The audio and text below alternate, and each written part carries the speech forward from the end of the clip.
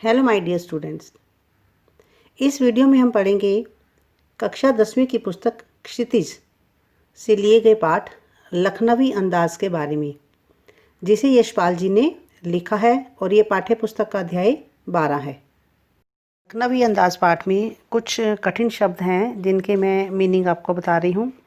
जैसे मुफस्सिल। मुफस्सिल होता है केंद्रीय स्थान के इर्द गिर्द का स्थान, जहाँ रेलवे स्टेशन का जो अपना प्लेटफॉर्म होता है उसकी बात की गई है। और पैसेंजर ट्रेन होती है यात्री गाड़ी। एक इसमें आगे कठिन शब्द है आपका कनखियाँ। कनखियाँ होता है आँख के किनारे से देखना या छिपी हुई नज़रों से देखना। फिर आगे आएगा आपका एक शब्द गुमान। गुमान होता है भ्रम। और किबला। किबला होता है सम्मानपूर्वक संबोधन। करीने से ढंग से। वल्ला। वल्ला खुदा कसम या सचमुच। प्लावित होना, भर जाना। सतृष्ण, प्यासी। दीर्घ निश्वास, लंबी सांस। और आगे ही तस्लीम। तस्लीम का अर्थ है सम्मान।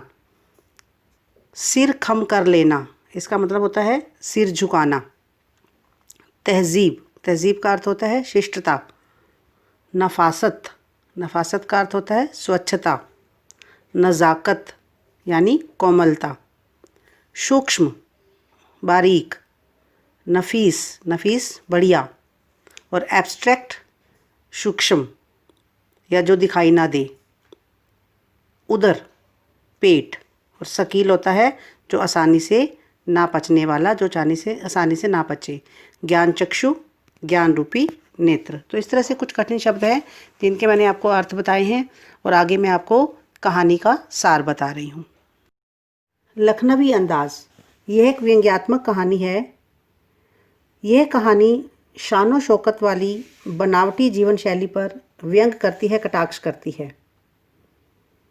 लेखक यशपाल जो एक रेल यात्रा में सेकंड क्लास के डिब्बे में यात्रा कर रहे थे, तो उन्हें केवल पास के स्टेशन तक ही यात्रा करनी थी, जबकि सेकंड क्लास में पैसे अधिक लगते थे। फिर भी उन्होंने सोचा कि नई कहानी के बारे में सोचने का तथा खिड़की से बाहर के दृश्य देखने का एक अवसर मिल जाएगा। इसके लिए उन्होंने सेकंड क्लास के डिब्बे में सफ़र करना उचित समझा और वे सेकंड क्लास का टिकट लेकर डिब्बे में चढ़ गए। डिब्बे में उनके अतिरिक्त एक और सज्जन थे और वे सफ़ेद पोश लखनवी नवाब थे।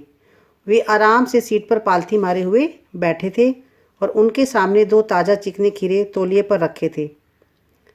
तो लेखक के आने से उन्हें थोड़ा सा असंतोष, एक विघ्न सा महसूस हुआ, क्योंकि उन्हें लगता था कि वे अकेले ही इस डिब्बे में बैठकर सफ़र करेंगे और कोई भी उन्हें देखने वाला नहीं होगा। तो उन्हें ऐसे लगा कि जैसे उनकी जो एकांत में किसी ने खलल डाल दिया हो। तो उन्होंने लेखक से बात करने का उत्साह नहीं दिखाया और लेखक ने भी उनसे आंखें चुरा ली। जब उन्हें लगा कि सामने वाला मुझसे बात करने के लिए उत्सुक नहीं है, तो उन्होंने भी अपना आत्मसम्मान निभाना उचित समझा और वे भी चुपचाप आकर बैठ गए और उन्होंने भी बात करने की कोई भी ज़रूरत नहीं समझी। डिब्बे में बैठे बैठे लेखक अकेले में बैठे बैठे कल्पना करने लगा। लेखकों और कवियों की एक आदत होती है, खाली बैठे वे कल्पना करते रहते हैं या कोई उन्हें थीम मिल जाए ताकि वह लिख पाएँ। तो आखिरकार नवाब साहब ने सेकंड क्लास में सफ़र करना कैसे गवारा किया होगा। वह नवाब साहब को देखकर सोच रहे थे कि कहने को तो बहुत बड़े नवाब बनते हैं और सेकंड क्लास में सफ़र कर रहे हैं। तो सोचा कि शायद उन्होंने अकेले सफ़र काटने के लिए 2 खीरे खरीदे होंगे।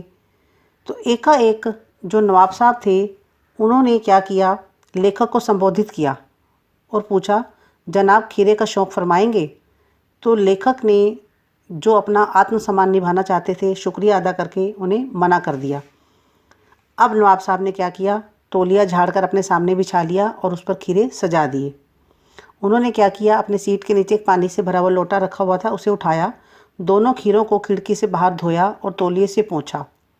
फिर चाकू निकालकर खीरों के सिरे काटे और उनका झाग निकाला ताकि खीरों के अंदर कोई किसी भी प्रकार की कड़वाहट हो और वह निकल जाए। अक्सर हम लोग भी ऐसा करते हैं, खीरा काटने से पहले हम लोग भी उसके सिरे काटकर उसे गोदकर चाकू से उसका कड़वापन निकाल देते हैं। फिर उन्होंने बड़ी ही सावधानी से छीलकर उसकी फांकों को बड़े ही तरीके से, बड़े ही करीने से तौलिए पर वह सजाते चले गए।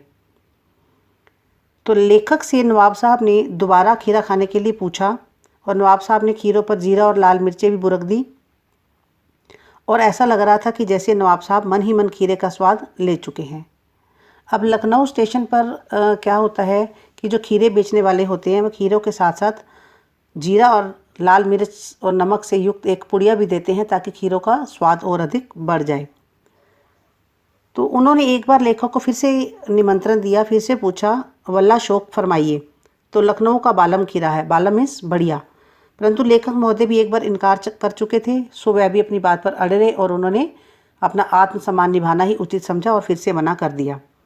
अब नवाब साहब ने बड़ी ही प्यासी आंखों से खीरों की फांकों को देखा, एक गहरी लंबी सांस ली और खीरे की एक फांक को उठाया, अपने होठों तक ले गए। फिर उन्होंने उस फांक को उसको सूंघा। स्वाद के आनंद से उनकी पलकें मुंद गई, ऐसे लगा कि जैसे उनका तन मन तृप्त हो गया हो। उन्होंने मुंह में भराए पानी को गले में उतार लिया। उसके बाद उन्होंने खीरे को क्या किया, खिड़की के बाहर छोड़ दिया। तो इस प्रकार उन्होंने धीरे धीरे एक एक खीरे को सूंघा, उसका स्वाद लेते हुए, उसका आनंद लेते हुए बाहर छोड़ते चले गए। उन्होंने खीरे को खाया नहीं, केवल एक उसका एहसास लिया। तो सारे खीरे बाहर फेंककर उन्होंने क्या किया, तौलिए से हाथ और होंठ पोंछे। फिर बड़े ही गर्वपूर्वक लेखक की ओर देखा और मानो कह रहे हो कि यह है खानदानी रईसों का तरीका। नवाब साहब मानो खीरे की तैयारी और प्रयोग से थककर लेट गए। लेखक को उनके सम्मान में सिर झुकाना पड़ा। थोड़ी देर में नवाब साहब ने एक ऊंचा डिकार भी लिया, ऐसे लगा कि जैसे उनका पेट भर गया हो। तो लेखक सोचने लगा कि क्या स्वाद और सुगंध से इस तरह संतुष्ट हुआ जा सकता है।